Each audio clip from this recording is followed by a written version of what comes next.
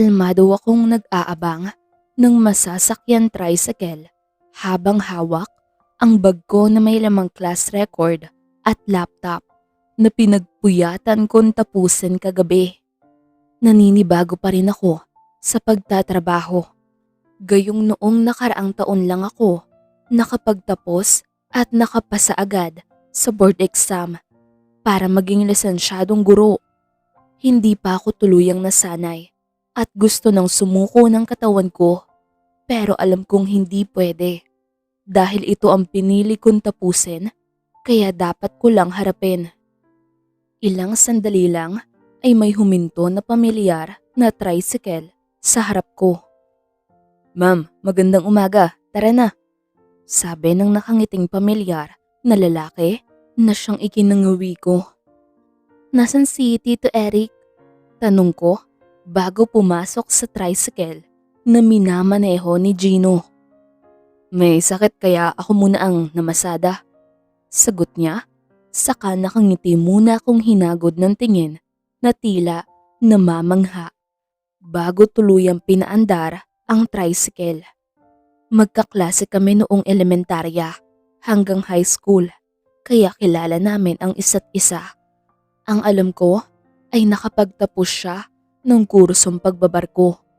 Pero hanggang ngayon, tambay pa rin na siyang pinakaayaw ko. Sayang lang ang pagpapaaral kung magiging tambay lang rin pala.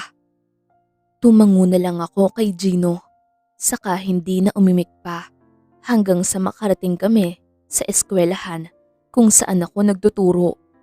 Nang iniabot ko na ang pamasahe ko, ay agad niyang inilingan, kaya nangunot ang noo ko.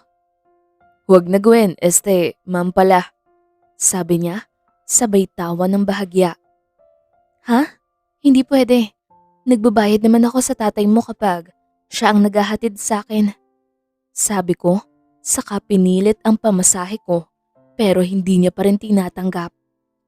"Sa susunod na lang ang pamasahe mo. Wala kasing sukli. Good luck, ma'am," nakangiting sabi niya. Saka na umalis, kaya nagtataka ko siyang sinundan ng tingin. At nung tuluyan siyang makalayo, ay napatingin ako sa pamasahe kong bariya naman at hindi na kailangan suklian. Napailing na lang ako at sana hindi tama ang iniisip ko. 2 beses na sumubok manligaw sa akin si Gino noong high school kami, pero palagi kong tinatanggihan. At ngayon lang siya ulit nagparamdam ng ganun at hindi ako natutuwa. Gusto ko kasing lalaking masipag at may plano sa buhay. At sa nakakita ko ay wala iyon sa kanya. Pilit kong winaglit sa isipan ko ang mga kaisipang iyan at nag-focus na lang sa pagtuturo. At nang mag-uwian ay muli rin ako nag-abang ng tricycle na masasakyan pa uwi. At nakaramdam ako ng inis nang makita ang pamilyar na tricycle na papalapit at ang pamilyar ng ngisi ni Gino. "Hindi pa rin ba gumagaling si Tito Eric?" tanong ko at wala nang nagawa kundi pumasok sa loob ng tricycle dahil hindi naman magandang pakinggan kung tatanggi ako at maghihintay pa ng kasunod. "Hindi pa," sagot niya na ikinatango ko na lang. Nang makarating sa tapat ng bahay namin, ay hindi ko na inabot sa kanya ang pamasahe ko. Diretso ko yung nilagay sa harap ng tricycle at sinama ko na ang pamasahe ko dapat kaninang umaga. "Gwen, huwag na," kaagad na sabi niya nang makita ang ginawa ko, pero umiling na ako. "Hindi pwedeng hindi ako magbayad, Gino," sabi ko, saka ko siyang nginitian. Bago ko tuluyan naglakad patungo sa bahay namin at nakita ko si Papa na nagkakape habang nakatanaw sa akin. "Pa," sabi ko, sabay mano. "Sino yon, si Gino? Ang anak ni Eric?" tanong niya na tila may nais malaman na ikinatango ko. "Oo pa, may sakit daw si Tito Eric kaya siya ang namamasada," sagot ko naman. At napailing na lang si Papa. "Sayang ang tinapos ng batang yon dahil hanggang ngayon wala pa siyang trabaho." Sabi niya na tinanguan ko rin dahil may puntos si Papa. Choice naman niya yun siguro pa. Sabi ko, saka tumuloy na sa loob ng bahay at naabutan ko si Mama na nagluluto at ang kapatid kong nasa koleyo na rin ngayon na nag-aaral sa sala. Ate, paturo po dito. Kanina pa kita hinihintay. Bungad ka agad ni Karen sa akin kaya nginiwian ko at sinenyasan na mamaya. At tulad ng nangyayari sa araw-araw ay tinulungan ko ang mga kapatid ko sa mga hindi niya maintindihang lesson at kumain kami sabay-sabay ng pamilya ko habang nagtatawanan. Lubos akong nasisiyahan dahil kahit paano ay nagagawa ko na rin tumulong sa gastusin sa bahay at pati na rin sa pag-aaral ng kapatid ko. Hindi na sayang ang pagpapaaral ng mga magulang ko sa akin dahil ginamit ko ito sa tama. Kinabukasan ay maaga ulit akong nagbantay ng tricycle para pumasok sa trabaho at gusto kong isipin na nagkataon lang ito dahil ang tricycle na naman nila Gino ang huminto sa harap ko at siya ang nagmamaneho. Magandang umaga, ma'am. Nakangiting bati niya kaya tumango ako habang nakangiti bago sumakay. Ikaw na ba ang mamamasada nito? Tanong ko na siyang ikinatawa niya. Sabay kibit balikat na tila hindi talaga alam ang gusto niyang gawin. Mukhang ito muna ang pagkakaabalahan ko ngayon. Sabi niya kaya wala sa sariling napatitig ako sa kanya. Guwapo si Gino, matangkad, maganda ang tindig at moreno. Noong nag-aaral pa kami ay maraming nagkakagusto sa kanya at akala ko talaga noon ay mataas ang pangarap niya sa buhay. Pero ngayon, hindi na ako sigurado sa mga gusto niya dahil nakikita ko rin naman na wala siyang ginagawa. 2 taon na siyang tapos sa pag-aaral pero nandito pa rin. Hindi ka ba magtatrabaho? I mean, hindi ka ba sasakay ng barko? Tanong ko habang nakatingin sa kanya kaya sandali siyang napasulyap sa akin pero kaagad niya ring binalik ang tingin niya sa kalsada. Hindi ko pa alam. Hindi ako sigurado kung makakasampa. Sabi niya na itinango ko na lang. Nang makarating kami sa school ay muli ko nilagay sa harap ng tricycle ang bayad ko dahil hindi ko alam kung kukunin niya ba o hindi kaya nanigurado na ako. At natawa siya nang makita ang ginawa ko pero hindi na lang niya pinuna iyon. Salamat, sabi ko, saka naglakad na papasok sa loob ng gate. Good luck sa trabaho, Gwen. Ma'am. Habol niya, kaya natawa na lang ako ng mahina bago umiling. Ma'am Reyes, nobi mo ba yun? Tanong ng mga kapwa guro kong nakakita sa akin bumaba sa tricycle.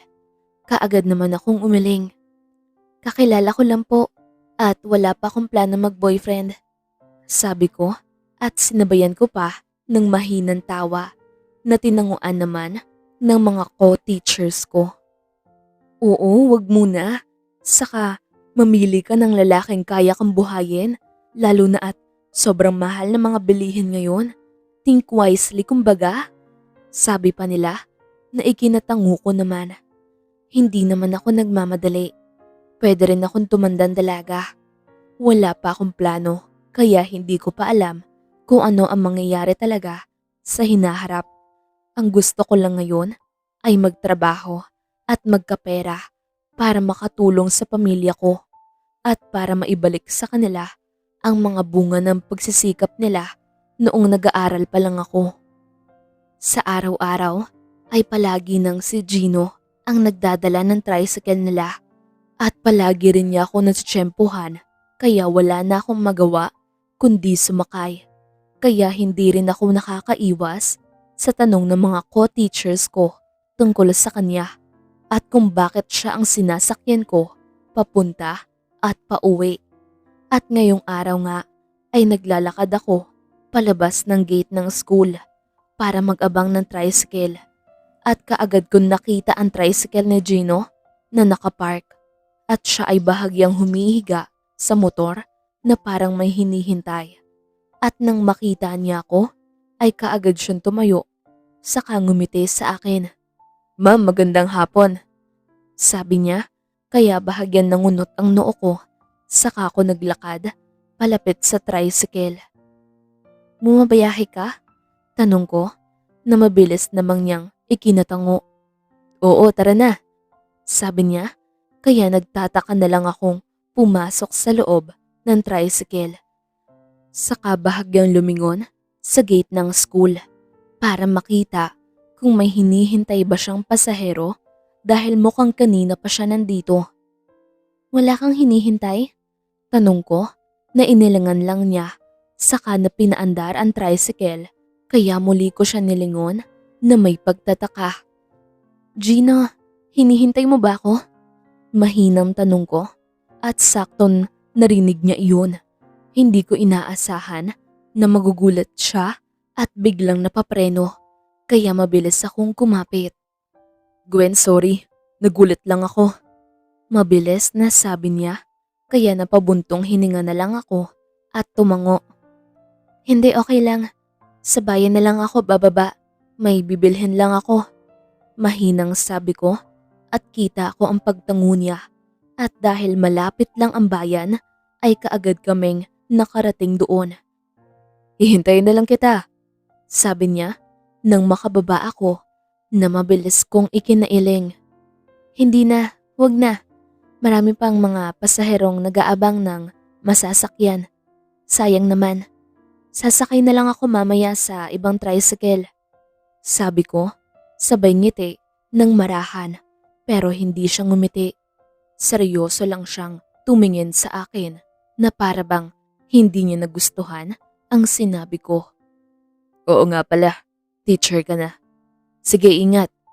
Malamig na sambit niya at dali-daling umalis.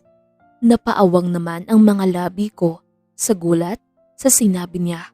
Hindi ko maintindihan kung bakit nasabi niya iyon, pero huli na para tanungin pa siya kasi tuluyang nakaalis. Namili ako nang nagtataka dahil sa sinabi ni Gino at dala ko ang litong iyon kahit pa nakauwi na ako sa bahay. At kinabukasan ay maaga ulit akong nagbantay ng tricycle sa labas ng bahay. At makita ko ang tricycle na pinasada ni Gino ay hindi na ako nagpara kasi alam kong hihinto naman siya. Hinawakan ko ng mabuti ang bag ko para handa akong pumasok sa tricycle. Pero iyon na lang ang pagsinghap ko nang dire-diretso iyong lumampas sa akin na para bang hindi ako nakita. "Ano?" Gulat na sambit ko habang sinusundan ng tingin ang tricycle ni Gino na lumalayo na. Matagal pa bago ako natauhan, kaya wala sa sarili akong nagpara ng kasunod na tricycle at nagpahatid sa school. Pero hindi ko pa rin makalimutan ang paglampas ni Gino sa akin. Alam kong nakita niya ako, kaya hindi ako makapaniwalang nagpatuloy lang siya.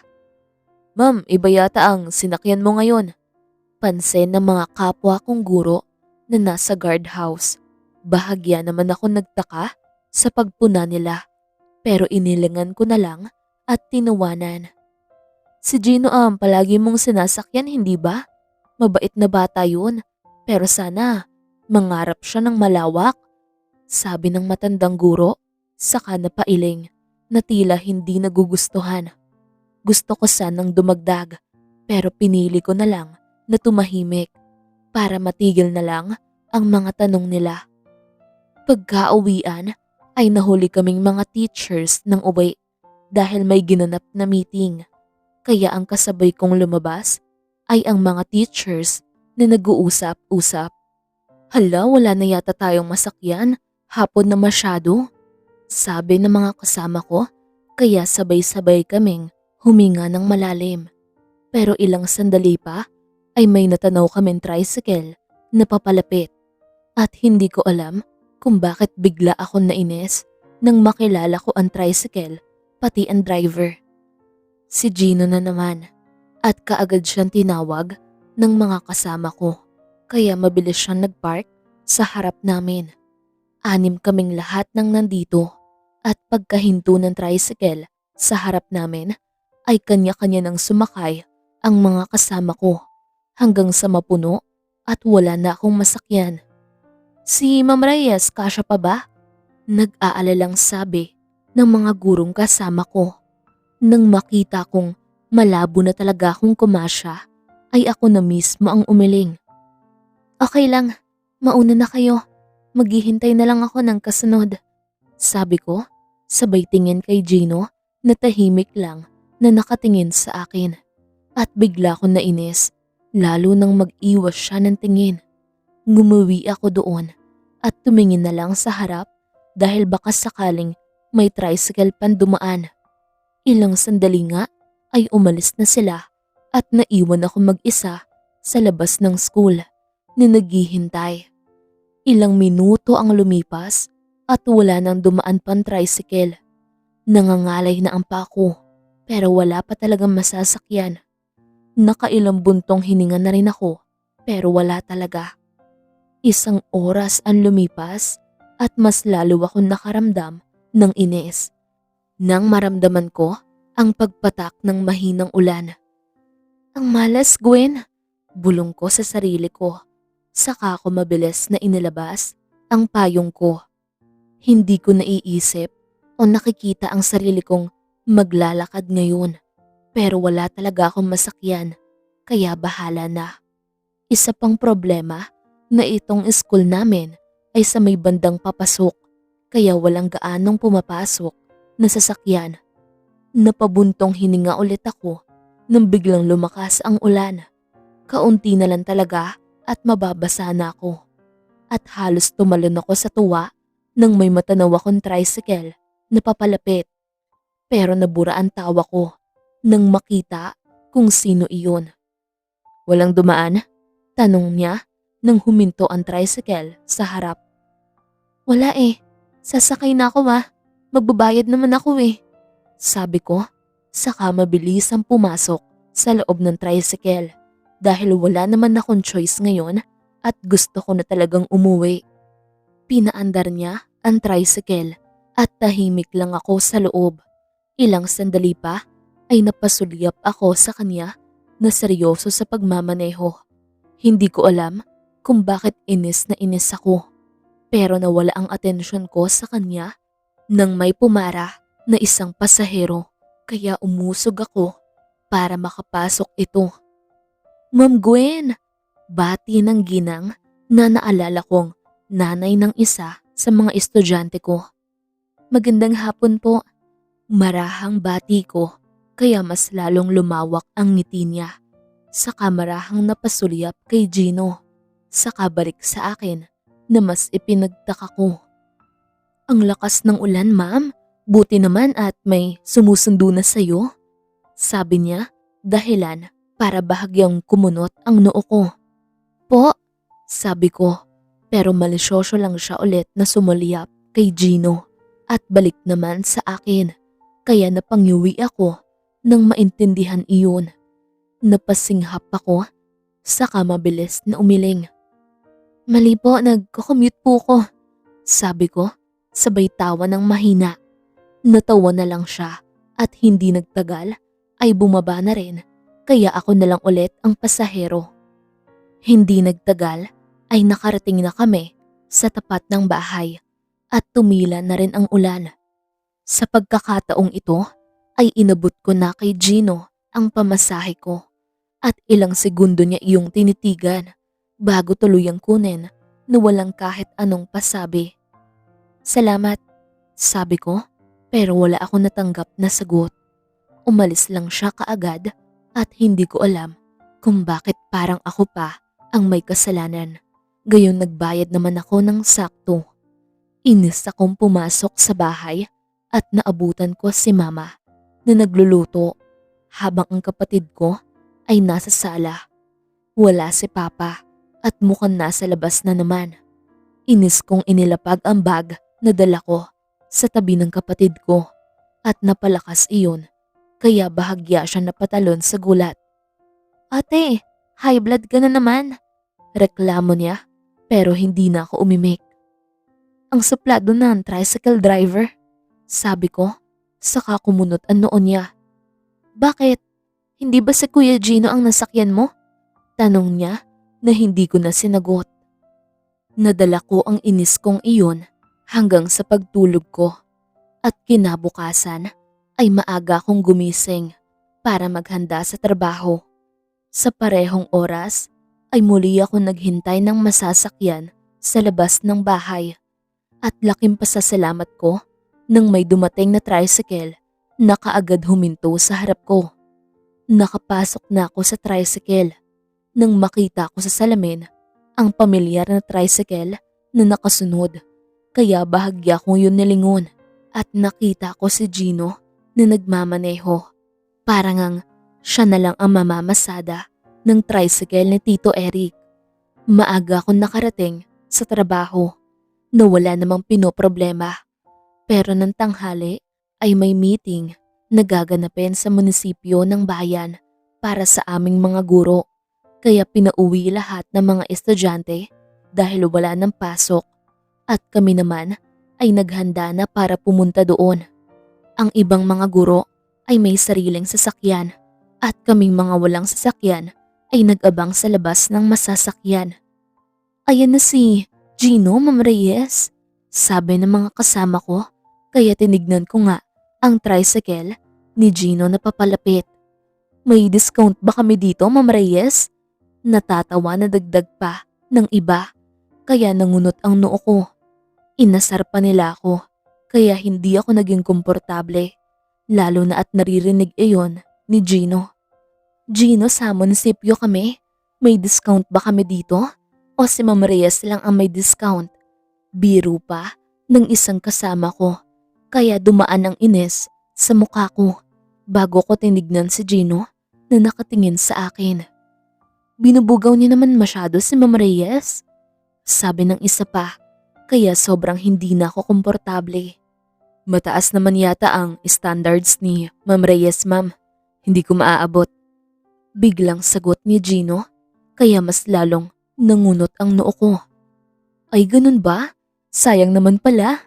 Natatawang sagot ng nang-aasar sa amin at natigil na nga matapos iyon na ipinagpasalamat ko sa loob ng utak ko. Nagkasya kami sa tricycle kaya agad rin tumulak patungo sa munisipyo. Nag-iingay ang mga kasama ko habang ako ay tahimik lang. Nalalapit na ang piyesta ng bayan namin kaya siguro kami may meeting para doon. At pagkarating nga sa plaza sa munisipyo ay nakita ko ng may mga nagbebenta na doon at may mga rides na rin dahil sa nalalapit na piyesta. Huminto ang tricycle sa harap mismo ng munisipyo kaya kanya-kanya na kaming bumaba at nagbayad. Matapos magbayad ay sumabay ako sa mga kasamahan ko papasok at kaagad kaming naupo sa pwesto na para sa amin. Ma'am, akala ko talaga kasintahan mo na si Gino dahil siya palagi ang naghahatid at nagsusundo noong mga nakarang araw. Sabi ng isang co-teacher ko na siyang nagpagulat sa akin. Nanlaki ang mga mata ko at kaagad ko siya nilingon. Hindi, mabilis na pagtanggi ko at natawa naman ang mga nakarinig. Guwapo si Gino pero huwag muna baka may makilala kang seaman. Biro pa ng iba na ikinatawa ko na lang rin. Mabilis na natapos ang meeting at pagkalabas namin ay kaagad kong namataan ang tricycle ni Gino. Mukhang may pasaherong binaba sa malapit at kaagad siyang tinawag ng mga kasamahan ko. Ilan tayo? Sakto lang? Tanong namin sa isa't isa at nang makita kong kasya kami sa tricycle ay kanya-kanya nang pumasok at wala na akong ibang choice kung hindi sa motor sa likuran ni Gino pumesto dahil napuno na ang loob. Teka, sabi ko, saka bahagyang kumapit sa braso niya para makaupo ako ng maayos. lalo na at hindi ako sanay sumakay sa motor. Hindi rin naman pinaandar ni Gino ang tricycle hanggang sa hindi pa ako nakaayos. Tahimik lang ako habang ang mga guro na kasama ko ay nagtatawanan na sa loob. Ang kapatid ng asawa ko, seaman rin yun. Single na single. Pinipilit nga namin na mag-asawa na. Rinig ko ang pag-uusap nila. Si Ma'am Gwen, sabi nila, kaya natawa ko ng mahina. Oo, sabi ko nga irereto ko dito kay Gwen. Natawa na lang ulit ako at umiling. Anong masasabi mo, Gwen? Pwede ba? Tanong nila. Basta ba may chocolate sa tuwing bababa siya? Saka dapat may allotment din. Pagsakay ko sa biruan, kaya mas lalong nagtawanan ang mga kasama ko. At pati ako ay hindi na rin nakapigil sumabay. Pero natigil ako sa pagtawa nang bahagyang lumingon si Gino sa amin. Nang bumaba ang isang kasamahan namin, ang tingin niya ay parang may inis at lungkot na hindi ko maintindihan, na para ring nang aakusa. Ma'am Gwen, sabihin ko na sa kapatid ng asawa ko na dalawin ka sa school. Kakababa lang kaya may budget pa yun. Biro ulit ni Ma'am Perales, pero hindi na ako nakasagot dahil supladong nag-iwas ng tingin si Gino na para bang may ginawa akong masama sa kanya. Ano? Mahinang tanong ko sa pabulong na paraan. Alam ko narinig niya pero wala akong narinig na sagot. Isa-isang bumaba ang mga kasama ko at buong akala ko ay ako ang ikatlong ibababa dahil malapit ang bahay ko sa ikalawang bumaba. Pero biglang dumiretso si Gino kaya napasinghap ako. Dapat binaba mo na lang ako, sabi ko, pero hindi siya sumagot at tuloy-tuloy lang sa pagmamaneho. Napabuntong hininga na lang ako dahil wala na akong magagawa. Dahil imbes na malapit na ako sa bahay kanina, ay mas lalo lang akong napalayo ngayon. Isa-isang bumaba ang mga kasama ko at dahil ako ang pinakahuli, ay lumipat ako sa loob ng tricycle. Nagmamadali ka? Tanong niya, kaya inis ko siyang tinignan. May mga pasahero siya, pero naiinis ako dahil pwede na akong bumaba kanina, pero dinala niya pa ako sa malayo. Bakit? Wala ka na naman pasahero ah? Tanong ko, dahil uwing-uwi na ako. Babalik na tayo, sabi niya, at hindi ko na talaga napigilan ang inis ko dito. Naghalo na ang pagod at gutom. Dapat kasi kanina binaba mo na ako. Malapit lang naman ang bahay namin kanina. Dumiretso ka kasi.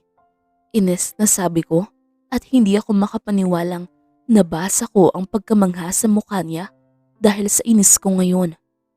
Matatagalan kasi kung liliko ako, sabi niya, pero umiling na lang ako dahil sa inis. Oo na, ihatid mo na lang ako sa bahay. Doble na ba ang pamasahe ko dito? Tanong ko at narinig ko ang tawa niya na mas lalo kong ikinainis. Ipunin mo na lang. Magbayad ka na lang kapag may seaman ka na. Sabi niya at hindi ko alam kung sarkastiko ba iyon o hindi. Wow, hindi ko alam na chismoso ka pala. Sabi ko, hindi ko alam na sineryoso niya ang pagsakay ko sa biro ng mga co-teachers ko. Kapag ako nakasampa, bulong niya na narinig ko naman.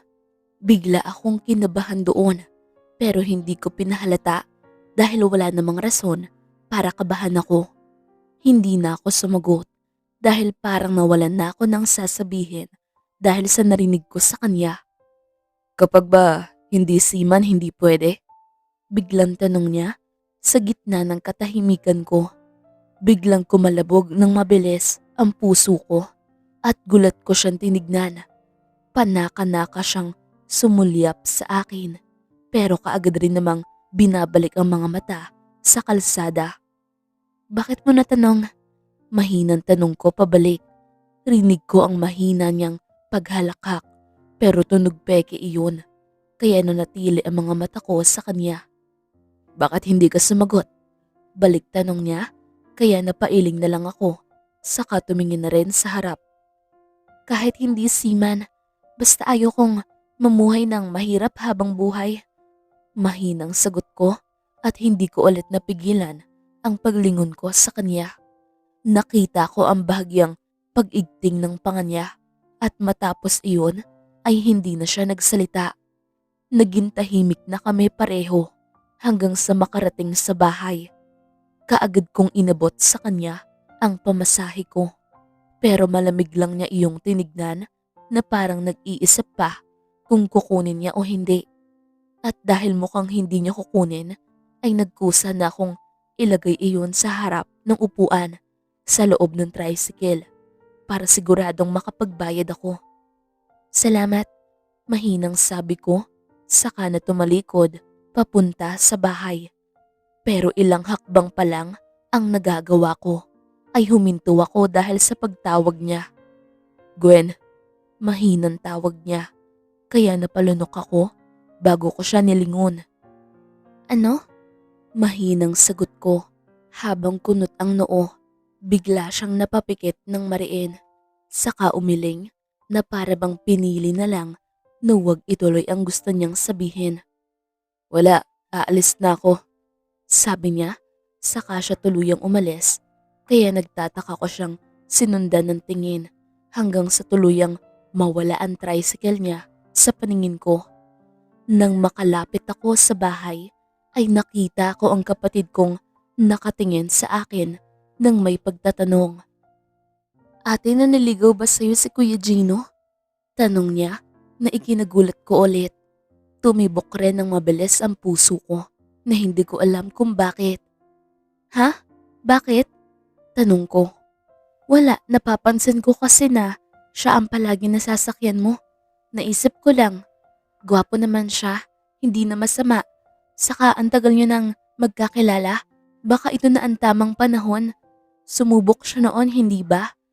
Sabi niya pa, kaya mas lalong nalukot ang muka ko. Ang tsismosa mo, sabi ko na tinawanan niya lang. Ate, tumanggap ka na kasi ng maniligaw. Huwag ka na maghintay pa ng bilyonaryo kasi baka magsasakaan dumating. No offense. Asar niya, kaya mas lalo akong nainis. Kung magtapos ka kaya muna, gusto mo bang mag-asawa na ako? Sige, sino magbabayad ng tuition mo? Panakot ko, dahilan para mapanguso siya. Ate naman, sinasabi ko lang naman na gwapo si Kuya Gino. Maktol niya na ikinailing ko na lang. Ikaw Karen, tigil-tigilan mo nga itong ate mo. Mag-aasawa ng seaman yan. Sabat na ni Papa na kanina pa pala nakikinig. Huwag seaman, mga babaero yan. Natatawang sagot ng kapatid ko. Kaya natawa na lang rin ako at hindi na sila sinabayan sa biruan dahil pagod na ako. Ang sumunod na araw ay Sabado, kaya wala akong trabaho. Nagpa siya akong bumili ng mga gamit na kakailanganin ko sa bayan dahil kung hindi pa ako bibili ay siguradong wala na akong time sa mga susunod pang araw para dito. Pagkatapos mag-agahan ay kaagad akong naghanda para umalis at bandang 9:09 ng umaga ay naghihintay na ako ng tricycle sa labas ng bahay namin. At ilang sandali pa nga ay nakita ko ang isang pamilyar na tricycle. Pero nang huminto ito sa harap ko ay nangunot ang noo ko. Saan ka tutungo, Gwen? Sakay na! Nakangiting sambit ni Tito Eric. Doon ako nahimasmasan sa gulat, kaya dali-dali rin akong sumakay. Si Gino po, magalang na tanong ko na ikinatawan niya ng marahan. May pinuntahan iha, nag-apply kasi siya sa isang kumpanya at tinawagan siya, kaya pinuntahan niya saglit. Sabi niya na marahan kong ikinatango.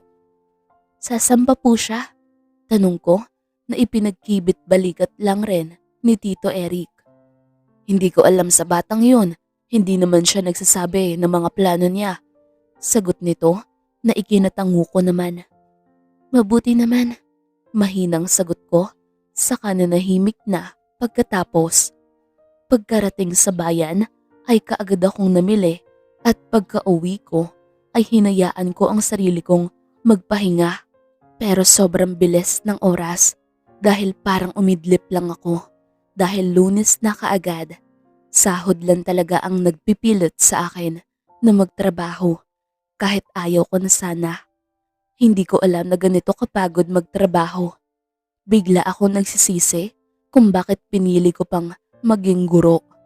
Umagang-umaga akong nagbantay ng masasakyan at si Tito Eric ulit ang unang dumaan.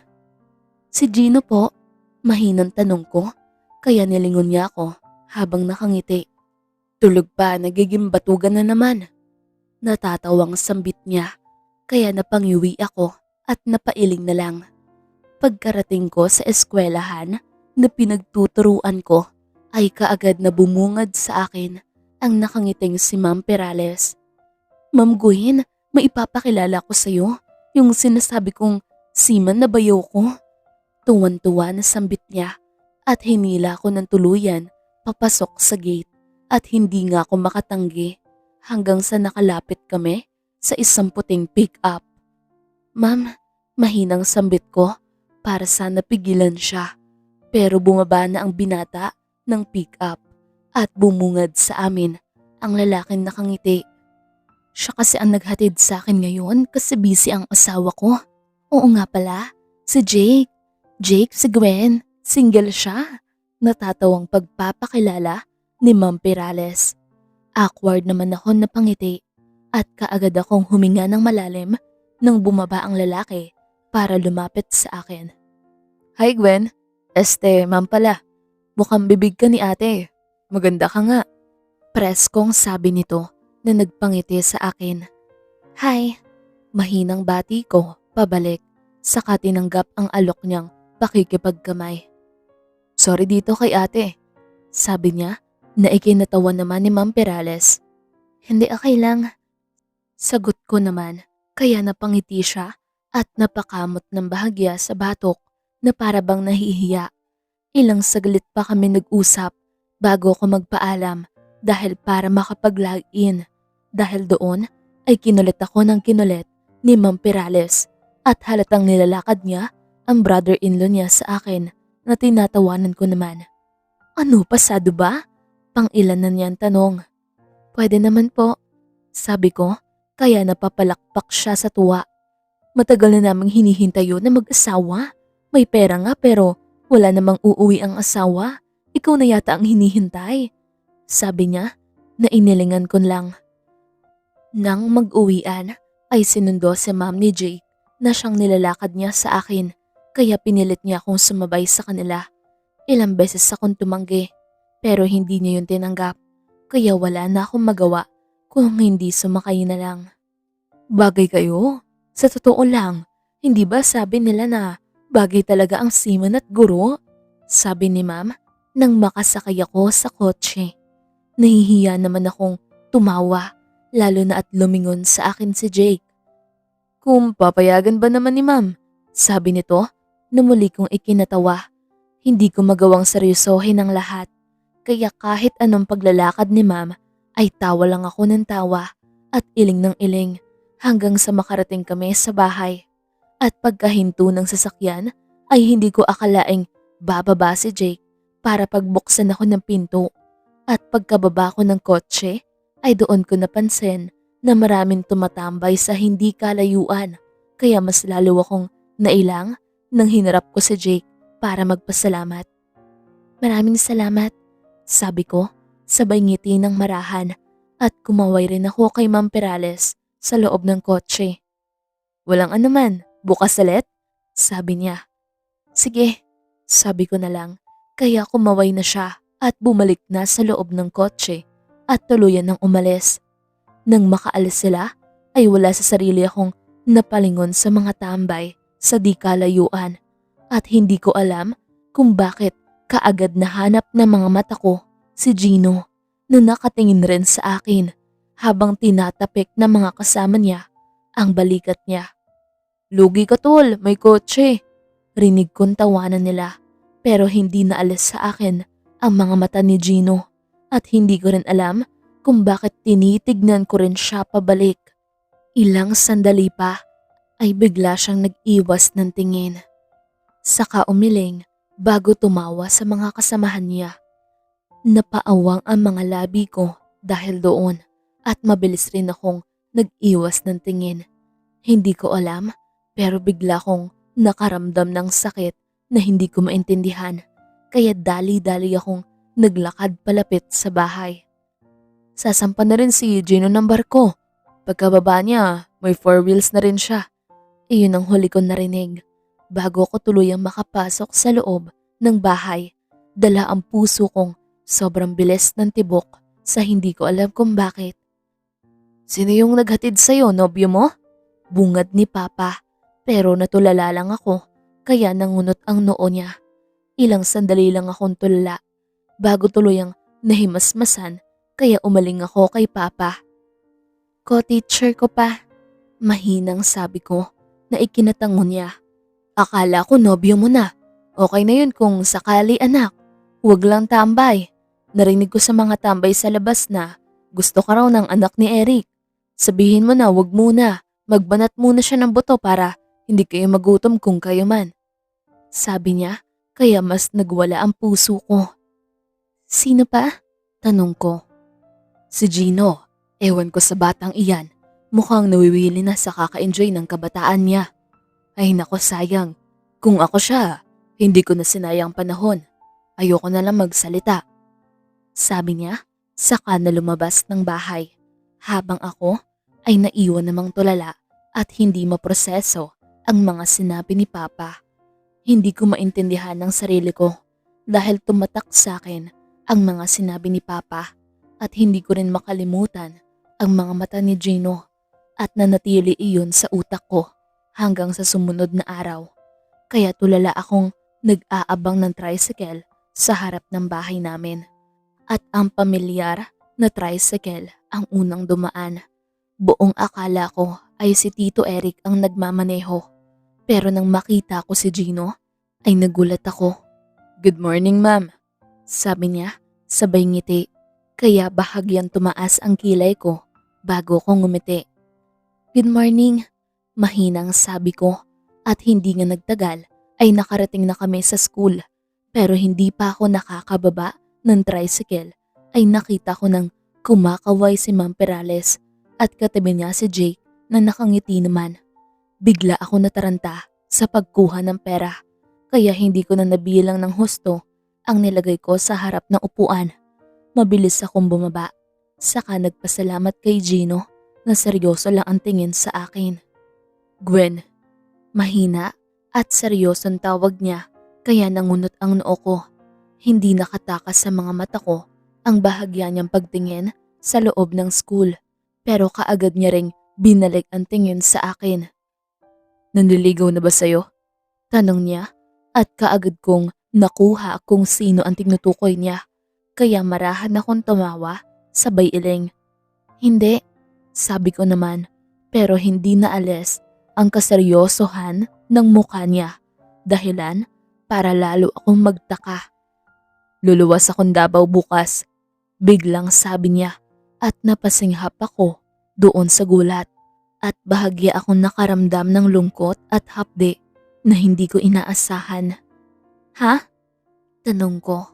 Dahil hindi ko maintindihan kung bakit niya sinasabi to at kung bakit siya pupunta sa Davao. Nandun kasi ang barkong sasampahan ko. Nakapag-isip na ako kanina na sasampa.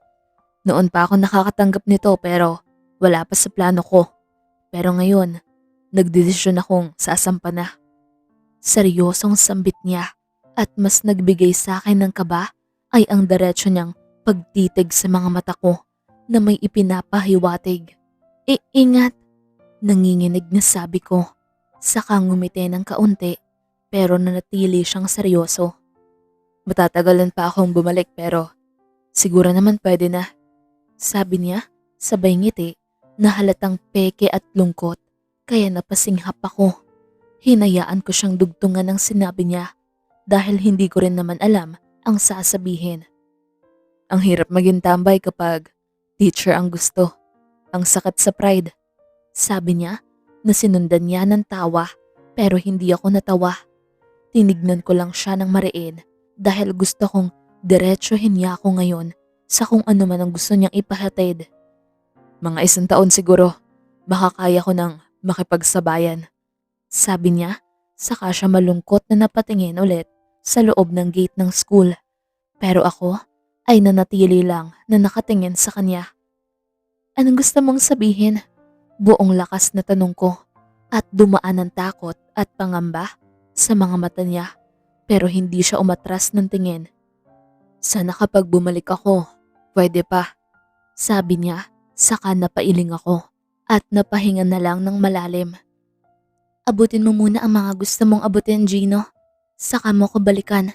Sabi ko, saka dahan-dahan na siyang tinalikuran at sa paglalakad ko palayo ay hindi ko maipaliwanag ang bigat ng dibdib ko na parang ang lungkot-lungkot ko.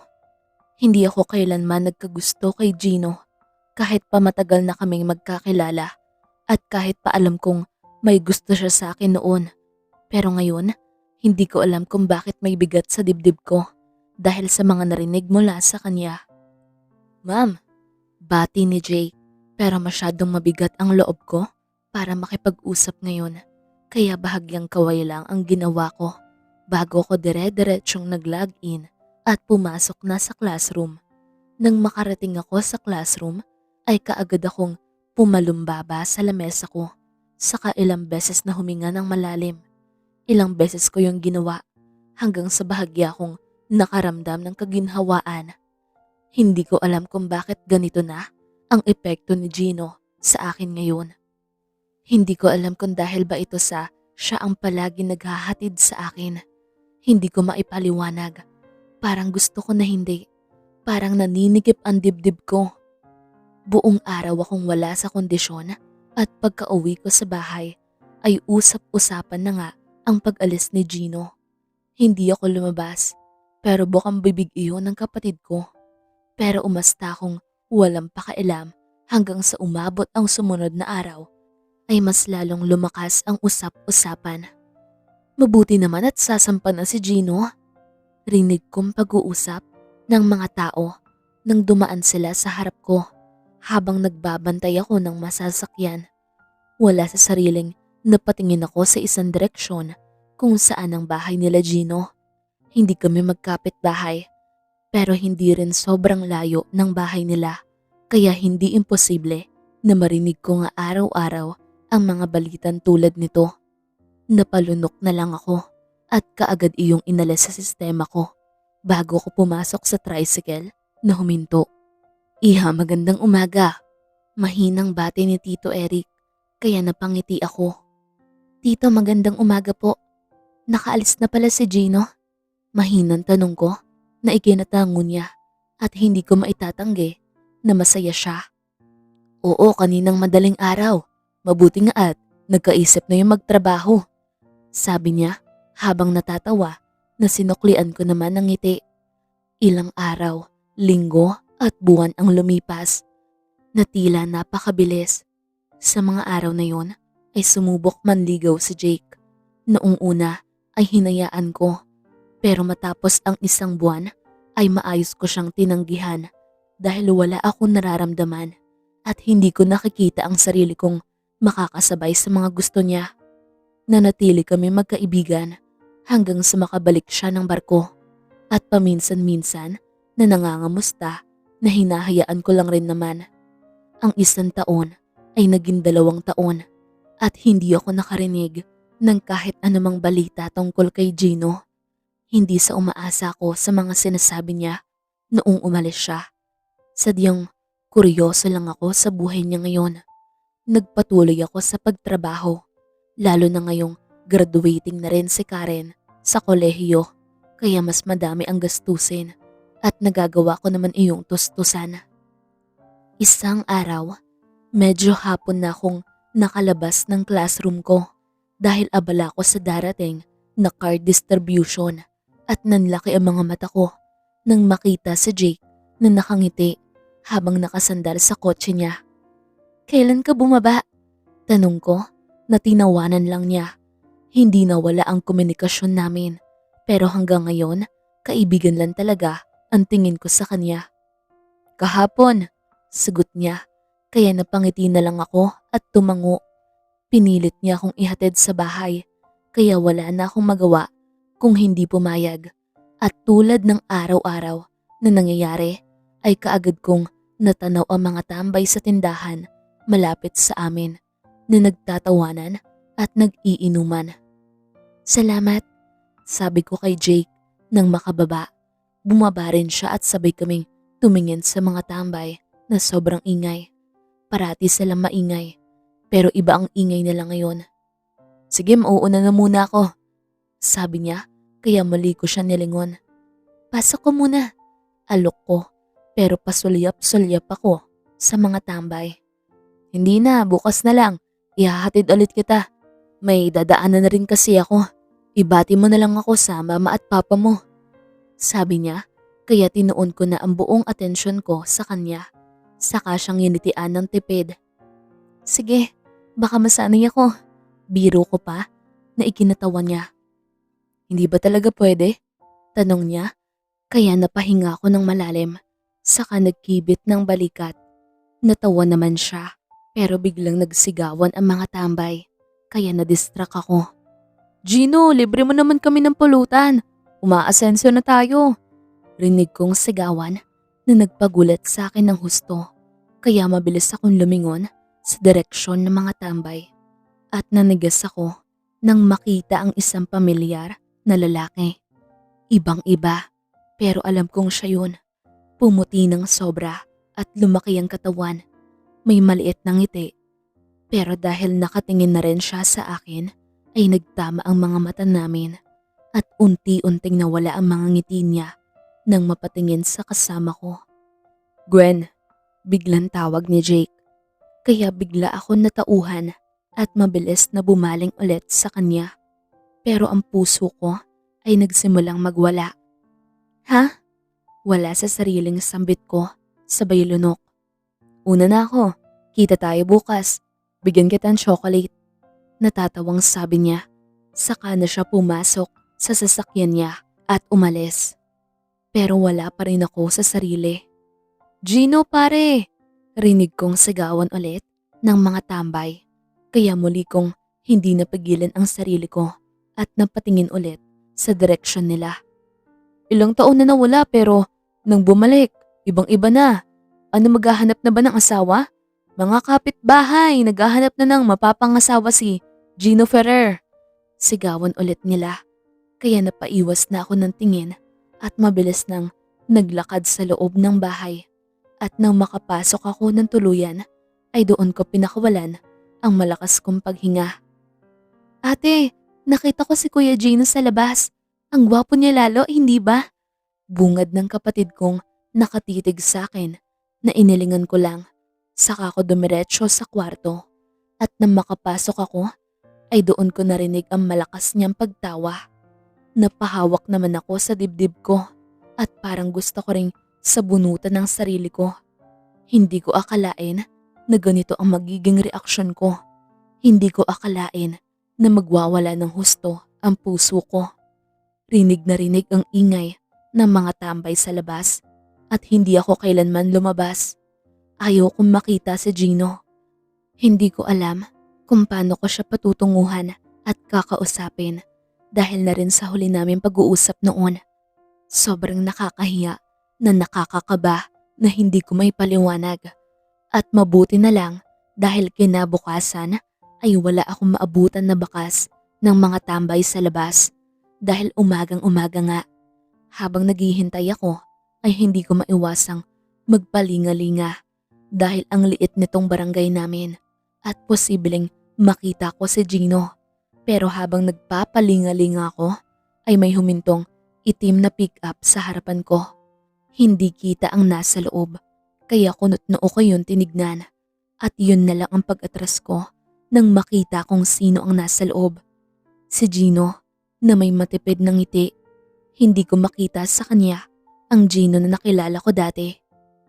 Ma'am, bati niya. Sabay ngiti na labas ang ngipin. Kaya parang may dumaloy na kuryente sa katawan ko na hindi ko alam kung bakit. Gino, Mahinang sambit ko na parang pabulong lang. Hatid na kita. Pwede naman, hindi ba? O may magagalit? Marahan tanong niya habang diretsyong nakatitig sa mga mata ko. Kaya napalunok ako bago umiling. Hindi na, maghihintay na lang ako ng tricycle. Mahinang sabi ko, sabay ngiti ng marahan at hindi ko inaasahan ang pagbaba niya ng kotse. At doon ko napatunayan na hindi na siya ang Gino na nakilala ko noon. Sa suot niyang simpleng pantalon na maong at t-shirt na puti at ang mamahaling sapatos ay nagbigay sa akin ng katotohanang ibang-iba na siya. Parang hindi na siya ang dating Gino. Hindi na siya ang Gino na nagmamaneho ng tricycle. Hindi na siya ang Gino na nakakasama parati ng mga tambay. May pupuntahan ako sa bayan kaya pwede kitang ihatid. Sabi niya na mas ikinailing ko lalo, sabay atras, kaya dumaan ang gulat sa mga mata niya. Hindi na, hindi na. Paulit-ulit na pagtanggi ko at doon sumilay ang malungkot niyang ngiti. Kayo na ba? Wala na ba? Nahuli ba ako? Sunod-sunod na tanong niya, kaya napaawang ang mga labi ko. Anong sinasabi mo? Mahinang tanong ko. Mas lalong sumilay ang lungkot sa kanya. Inayos ko lang naman ang buhay ko para maabot kita. Huli na ba? Tanong niya. At doon, parang tumigil ang mundo ko habang nakatitig na lang sa kanya gamit ang nagtatanong kong mga mata. Nakakabaliw, nakakakaba, hindi ko maipaliwanag. Sobrang naguguluhan ako. Huli sa... Tanong ko at doon siya humakbang palapit lalo sa akin at natuod na ako sa kinatatayuan ko kaya hindi ako nakagalaw. Pwede pa ba, Gwen? Ma'am, pwede pa bang sumingit? May pag-asa pa ba? Seryosong tanong niya at literal na namasa ang mga mata ko sa luha. Sasagot na sana ako pero bigla kong narinig ang matunog na halakhak ni Papa. Gino, ihatid mo muna at baka malate pa yan. Natatawang sabi ni Papa, kaya gulat ko siya nilingon at nakita kong nakasandal siya sa hamba ng pintuan namin habang hawak ang tasa ng kape. Magandang umaga po, Tito. Ihahatid ko na po si Gwen. Nakangiting sabi ni Gino, nakaagad nakabawi at binuksan ang pinto ng kotse niya para sa akin. At dahil wala ko sa sarili, ay tulala akong pumasok sa kotse niya at huli na nang magsisi ako. Nakita ko ang isang rosas sa upuan at ang isang box na parang chocolate.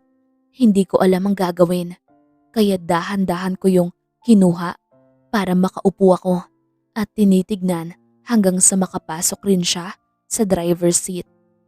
Saan ko ito ilalagay? Mahinang tanong ko na bahagya niyang inilingan. Regalo ko sa'yo. Mahinang sagot niya na nagpatameme sa akin. Matagal bago ko napailing. Hindi na, sabi ko pero umiling lang siya. Sa'yo yan, sabi niya. Kaya sa huli ay napalunok na lang ako at tumango. Saka nagpasalamat. Hindi ko maiwasang mapatitig sa pulang rosas at hindi ko maipagkakailang sobrang saya ng puso kong nagwawala na sa loob ng dibdib ko. Hindi nagtagal ay nakarating kami sa tapat ng school. Lalabas na sana ako pero hindi ko mabuksan ang pinto kaya nilingon ko siya. Salamat, sabi ko kaya napabuntong hininga siya bago niya sinalubong ang mga mata ko. Gwen, pwede pa ba? Tanong niya dahilan para mawala ako lalo sa sarili ko. At dahil na rin sa nagwawala kong puso.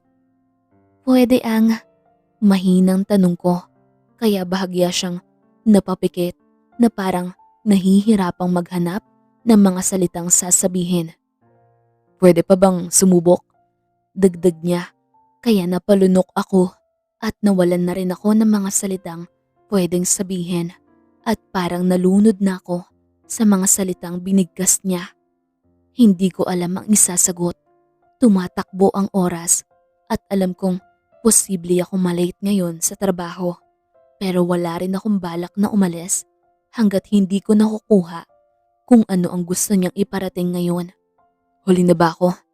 Inayos ko lang naman ang buhay ko. Huli na ba? Sunod-sunod na tanong niya at doon ako napalunok. Bakit ako?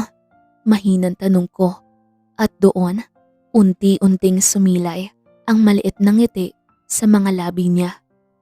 Bakit hindi ikaw? Matagal na kitang gusto. Gustong gusto kita noon pa. Alam mo yan, kontento na ako sa buhay ko noon. Hindi ako nangarap na magkaroon ng maraming pera. Oo, tamad ako at ikaw ang inspirasyon ko para mangarap. Kapag nakikita kitang pumapasok sa trabaho, hindi ko maiwasang manliit. Hindi karapat-dapat ang isang tambay na kagaya ko noon sa'yo. Gusto kong may maabot para bumagay sa'yo. Mahabang litanya niya at hindi maitatangging lumundag ang puso ko sa tuwa. Tinignan ko siya ng diretsyo. Wala akong sinabi dahil gusto kong pag-isipan ng mabuti ang isasagot ko ngayon. Ayaw ko magsisi sa posibleng masabi ko ngayon. Pero kung hindi na pwede, tatanggapin ko. Dagdag niya, kaya napabuga ako ng hangin at napailing. Paano kung pwede pa? Mahinang tanong ko at sana hindi niya naririnig ang puso kong sobrang bilis ng kabog ngayon. Bahagyan ng laki ang mga mata niya at tila ilang segundo siyang nawala sa sarili. Napangiti na lang ako at doon ko na binuksan ng pinto para bumaba. Gwen, nanginginig na tawag niya nang makababa ako. Mamaya na tayo mag-usap. 5:00. Sunduin mo ko. Sabi ko, saka mabilis na siyang tinalikuran at doon ko lang rin nilabas ang matamis kong mga ngiti na siguradong siya ang dahilan. Hindi naman na siguro masamang hayaan ko rin ang sarili kong sumubok. Hindi dahil may pera na siya, kung hindi dahil gusto ko rin. Gusto ko ang ideyang binago niya ang sarili niya para sa akin. Gusto ko rin ang ideya na pinilit niyang abutin ang mga gusto ko. Hindi ko alam na ganito pala kasaya na malaman na may lalaking kayang gawin ang mga bagay na yun para sa isang babae. Matagal na kaming magkakilala ni Gino at sobrang saya ko ngayon dahil nag-mature na kami sa mabuting paraan. Wow, himala! Mukhang blooming ka ngayon, ma'am. Bate ng mga co-teachers kong nakasalubong ko habang papasok. Mas lalo naman akong ngumiti dahil doon at hindi ko na maiwasan pang lumingon sa labas ng gate at napanguso ako ng bahagya nang makita kong paalis na ang kotse ni Gino. Mukhang may masaya dito at may bulaklak at tsokolate pang hawak. Hindi na natapos ang pagpuna nila sa akin na tinatawanan ko lang. Hindi ko alam kung bakit ako nagmamadali. Gusto kong pabilisin ang pag-ikot ng oras pero mas lalo pa yatang bumabagal kaya mas lalo akong naiinip. Minu-minuto akong tumitingin sa relo at sobrang tagal pa bago ko nakita ang pagpatak ng oras sa 5:00 ng hapon. Dali-dali kong inayos ang mga gamit ko. Saka na ako tumungo sa gate para mag-log out at matapos kong mag-log out ay mabilis kong natanaw ang sasakyan ni Gino na papalapit.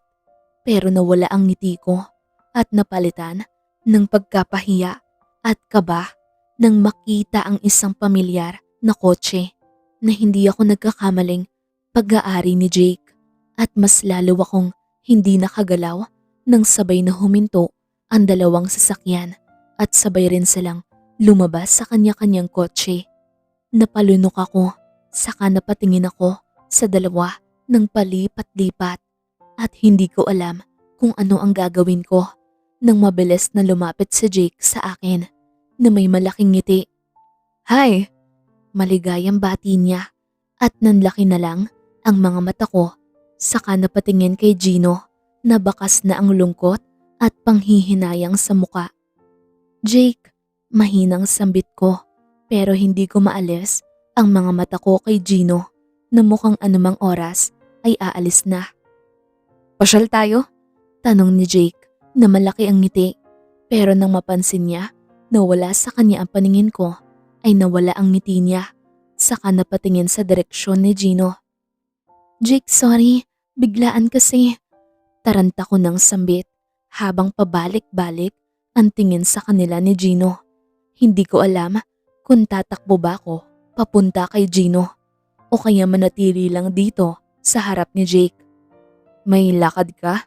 Mahinang tanong ni Jake at dinig ko doon ang pagkadismaya at sa pagkakataong iyon ay nakabuo ako ng desisyon kaya malungkot ko siyang tinignan. Sorry, nauna kasi mag-aya si Gino.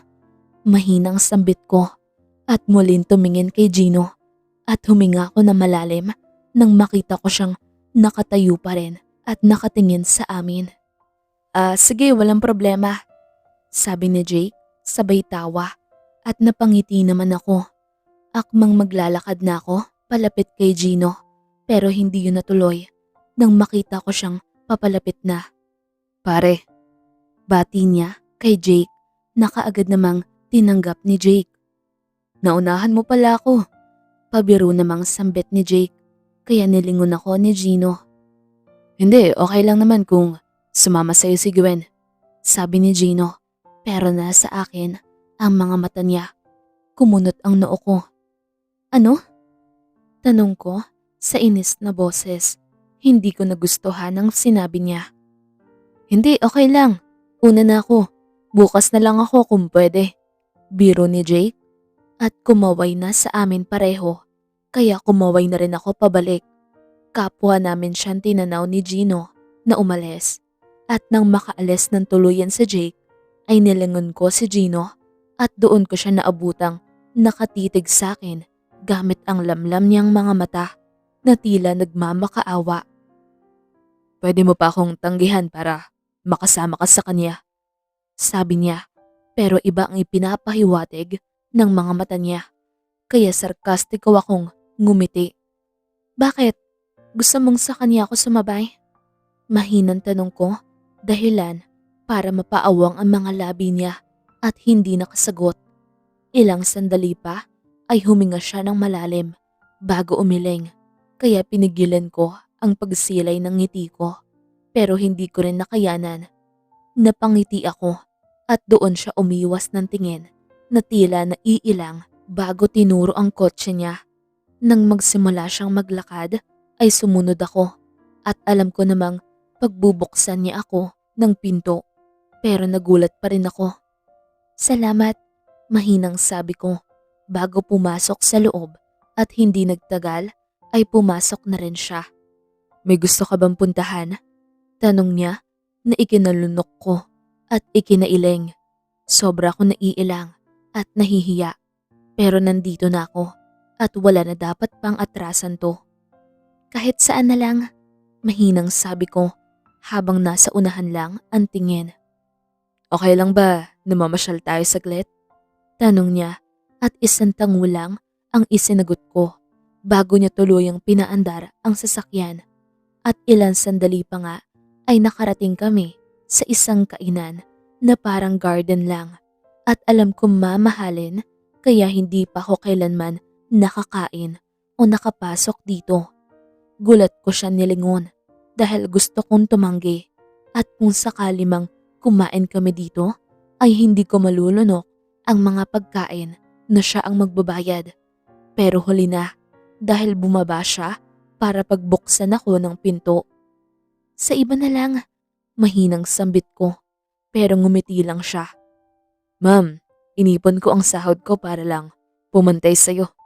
Sabi niya kaya nagsalubong ang kilay ko pero hindi na lang ako nagsalita pa at bumaba na lang saka sumama sa kanya sa loob. Pagkarating sa loob ay namangha ko pero mas namangha ko kay Gino.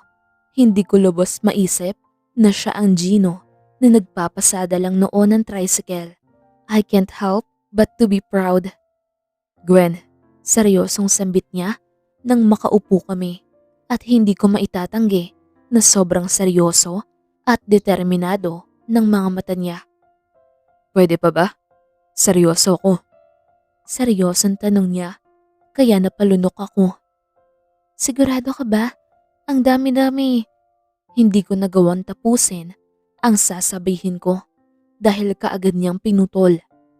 Matagal na kitang gusto, kaya bakit ako pipili ng iba? Diretsyong tanong niya na nagpalundag sa puso ko. Wala kang nagustuhan na iba? Noong nagtatrabaho ka? Iba-ibang lugar ang napuntahan mo. Siguradong meron. Giit ko, pero ngumisi lang siya at umiling. Wala. Ang nakatanim lang sa isip ko noon ay magkatrabaho at maghahanap ng pera para maging karapat dapat sa'yo. Kasi ang sipag mo at may naabot ka na. Hindi pwedeng tricycle driver lang ako habang buhay, Gwen. Rason niya, kaya napatingin ako sa gilid at doon unti-unting sumilay ang mga ngiti sa mga labi niya. Kaya mong maghintay? Tanong ko at doon mas lumawak ang mga ngiti niya. Gusto mong subukan kung hanggang saan ang kaya ko? Tanong niya, kaya napailing na lang ako. Hindi ko na maitago ang saya at kilig ko ngayon. Gusto kong sabunutan ang sarili ko sa pag-akto ng ganito. Subukan natin. Mahinang sambit ko at nanliit ang mga mata niya. Pero hindi niya naitago ang ngiti niya. Ano? Manghan tanong niya na tila hindi makapaniwala. Manliligaw ka? Buong tapang na tanong ko at doon siya bahagyang napamura sa tuwa. Yung lalaki kanina, nanliligaw rin ba siya sa'yo? Tanong niya matapos niyang pigilin ang pagtalon kaya mabilis akong umiling. Magkaibigan lang kami ni Jake, sabi ko at doon siya mas lalong ngumiti na tila nabawasan na ang tinik sa lalamunan niya. Manliligaw ako, Gwen. Kahit hanggang kailan gusto mo, manliligaw ako. 3 buwan pa bago ko sumampa kaya susulitin ko ang pagkakataon na to. Nakangiting sambit niya habang hindi inaalis ang mga tingin sa akin.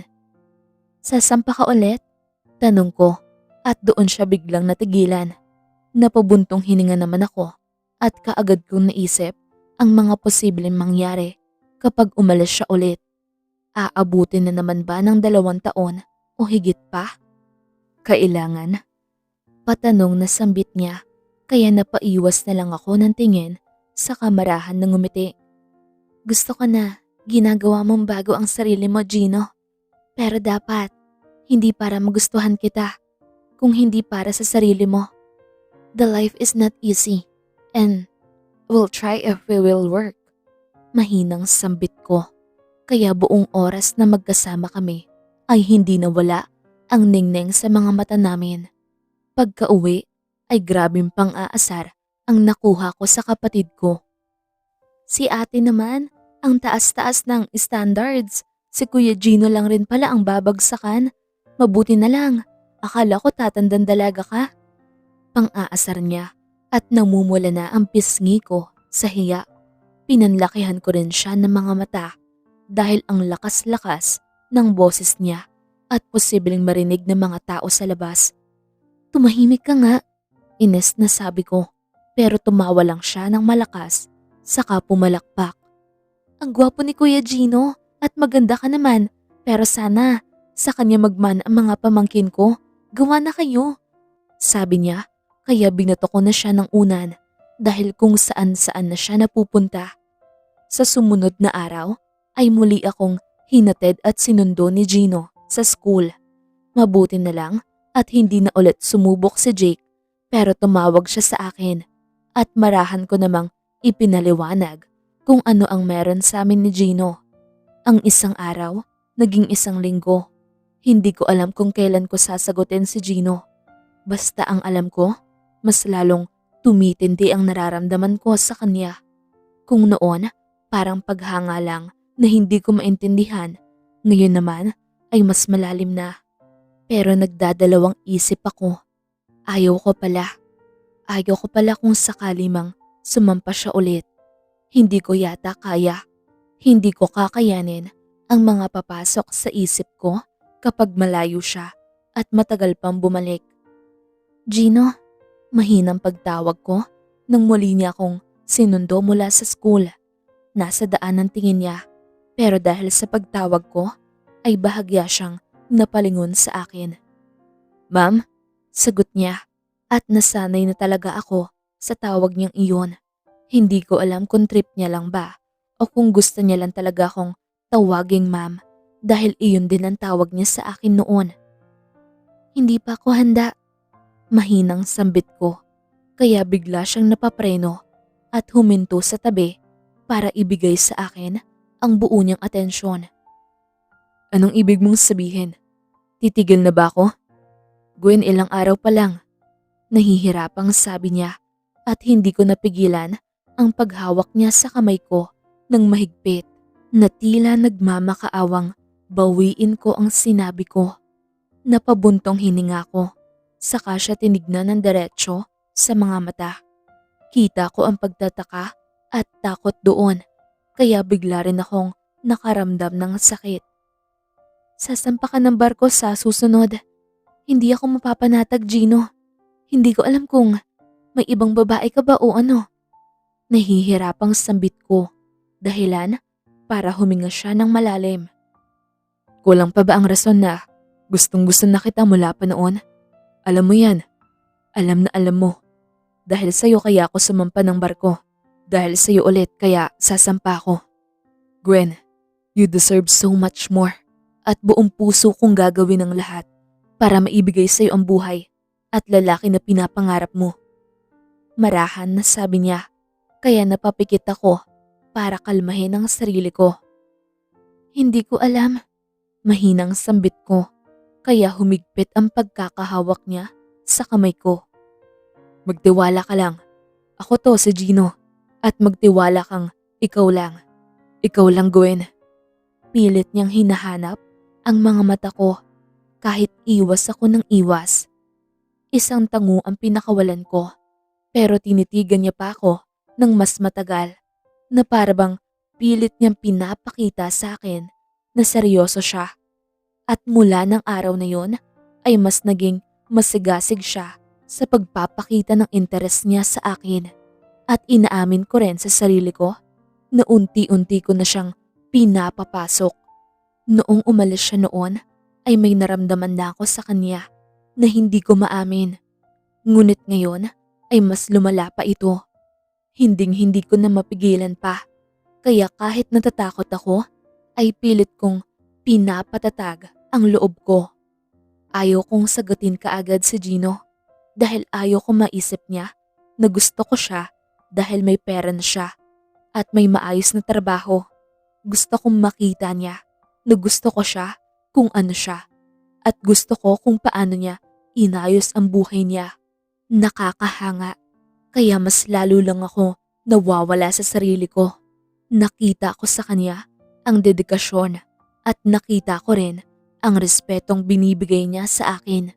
Nakakahanga dahil ginagawa niya ang lahat at dahil doon ay unti-unti nang lumalambot ang puso ko para sa kanya. Halos gabi-gabi ko na siyang napapanaginipan. Maganda ang araw ko palagi at kitang-kita ko ang pagbabago ko dahil na rin sa kanya. Pa, ma, sasagutin ko na po si Gino. Sabi ko kina mama isang araw habang naghahapunan kami. Bukas na ulit siya aalis para sumampa ng barko. Gusto kong subukan. Kung mag-work kami ay pasasalamatan ko at kung hindi ay wala na akong magagawa. Aalis na siya ngayon, hindi ba? Tanong ni Papa na tinanguan ko lang. Ang galing mo ate, ngayon mo pa talaga sasagutin? Sabi ng kapatid ko. Nanginitian ko lang. Matapos maghapunan ay sinundo ako ni Gino. Kakain kami sa labas at didiretso na kaagad sa airport para sa pag-alis niya. Gino, sinasagot na kita. Sabi ko pagkapasok ko pa lang sa kotse niya. Kaya nanlaki ang mga mata niya at tila nakalimutan niya na kailangan na niyang magmaneho paalis. Napangiti ako sa naging reaksyon niya. Parang naging blanko ang utak niya at nakatingin lang sa akin na hindi makapaniwala. Kaya dahan-dahan akong lumapit sa kanya para patakan siya ng halik sa pisngi at doon lang siya bumalik sa huwisyo. Ano? Utal na tanong niya at ngiti lang ang sinagot ko. Kaya unti-unti na rin siyang ngumiti. Seryoso? Huwag na tayong pumunta ng airport mamaya. Ayoko nang sumampa. Sabi niya, kaya ako naman ang nagulat. Gino? Sigaw ko. Pero tumawa lang siya, saka lumapit sa akin para yakapin ako ng mahigpit. Ang ganda ng timing mo. Aalis na talaga ako. Bulong niya at naramdaman ko ang gigil niyang paghalik sa noo ko na ikinatawa ko naman ng matamis. Masaya ako pero may halong lungkot dahil mamaya ay aalis na siya. Pero susubukan namin kung kaya ba ang ganito. Matapos kumain ay dumiretso kami sa airport.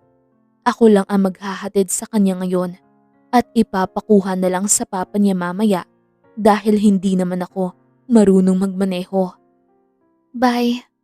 Malungkot na sambit ko nang makarating kami. Binabana niya ang mga maleta niya. Saka nagdadalawang isip man ay kinabig niya ako, palapit at niyakap ng mahigpit. Please, tatawagin kita kapag wala akong trabaho. Gwen, huling sampa ko na to. Magnenegosyo na lang ako. Tila nahihirapan na sabi niya. Kaya natawa ko ng bahagya. Huminga naman siya ng malalim. Saka pilit na pinagdidikit ang mga noo namin. Pero hindi siya tuluyan na kontento. Kaya dahan-dahan niya akong pinatakan ng simpleng halik sa mga labi. Napangiti ako dahil doon. Pero mas mukhang nahirapan pa siya lalo. 8 buwan. Bulong niya, saka muli akong hinalikan. Pero sa pagkakataong ito ay ramdam na ramdam ko na ang paggalaw ng mga labi niya. Hindi ako marunong humalik pero sa ilang segundo pa ay nagawa ko kung paano gumalaw ang mga labi niya at kapwa lang kaming huminto nang mahirapan sa paghinga. Ayaw ko na siyang umalis pero hindi ko yun sasabihin sa kanya. Hindi ko alam kung bakit ang dami-daming nangangarap na mag-asawa ng seaman. Ngayon pa lang, sobrang hirap na. Ang hirap na hindi makita ang mahal mo sa araw-araw. Hindi ko alam kung kakayanin ko. Ako lang please, babalik akong mahal pa rin kita. Bulong niya at doon na siya unti-unting lumayo. Tumango ako habang nakangiti pero namamasa na ang mga mata ko sa mga luhang pilit na kumakawala. Sige na, mag-iingat ka doon. Tatawag ako. Sabi ko, kaya napapikit siya ng mariin bago dahan-dahan na pumasok sa loob ng airport. Napahawak naman ako sa sumasakit kong dibdib matapos iyon at pilit na nagdadasal na sana pabilisin ng Diyos ang oras para muli ko siyang makasama ulit. Sa pagsampa muli ni Gino ay sobrang nanibago ako.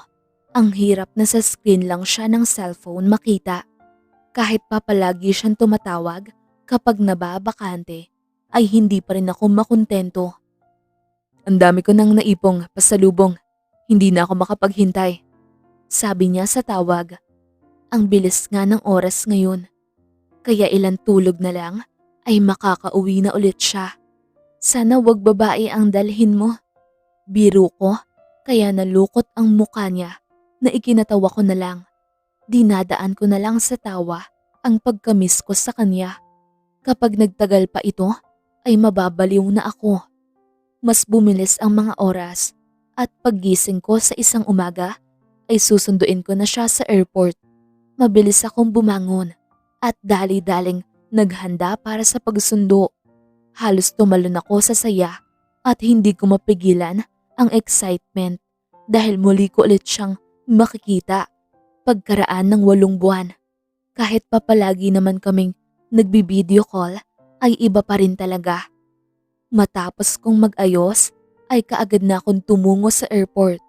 1 oras pa bago lumapag ang eroplano. Pero dahil sa sobrang excited ko ay nandito na ako kaagad.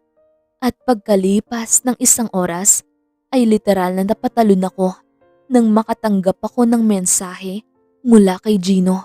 Napapalabas na siya at hindi nga nagtagal ay nakita ko na siya sa entrance.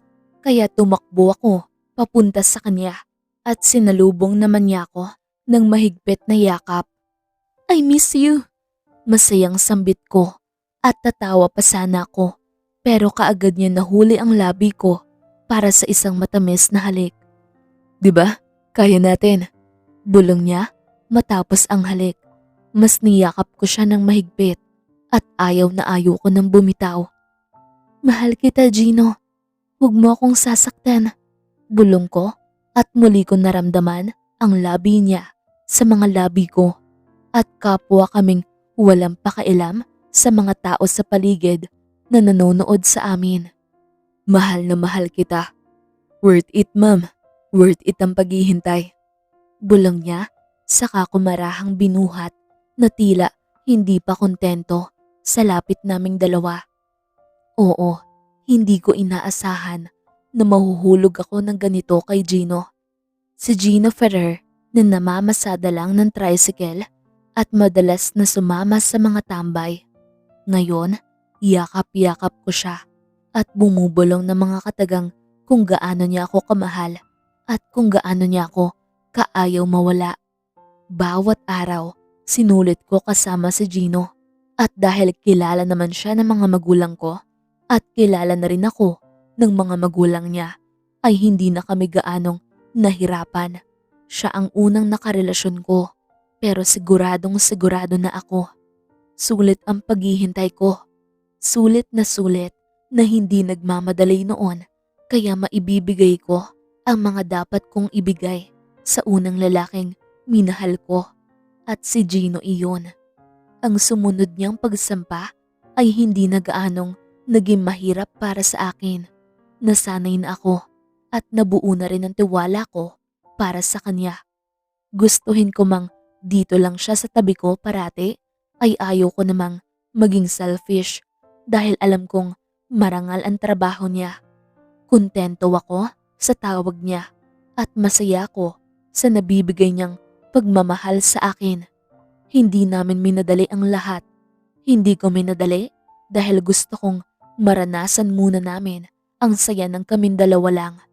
Sobrang saya na pakiramdam ko na hindi totoo ang lahat ng ito. Hindi ko akalain na may ganitong uri ng saya.